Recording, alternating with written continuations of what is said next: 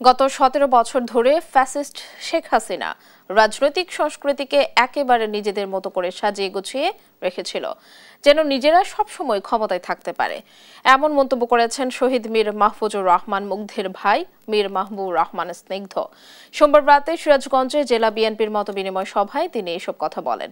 স্নিগ্ধ বলেন, বিএনপির ভারপ্রাপ্ত চেয়ারম্যান তারেক রহমানের নেতৃত্বে একটি নতুন ধারার রাজনীতি এই দেশে চালু হবে, যে রাজনীতি হবে সৌহার্দ্যমূলক, অংশগ্রহণমূলক এবং তরুণ নেতৃত্ব তৈরির।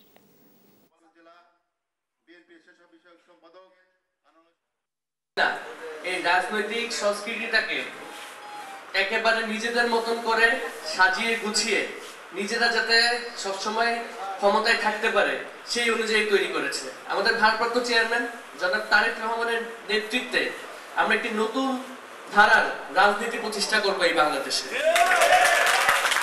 যেই রাজনীতি হবে সৌহার্দ্যমূলক এবং যেই রাজনীতি হবে তরুণ নেতৃত্ব তৈরি করার জন্য।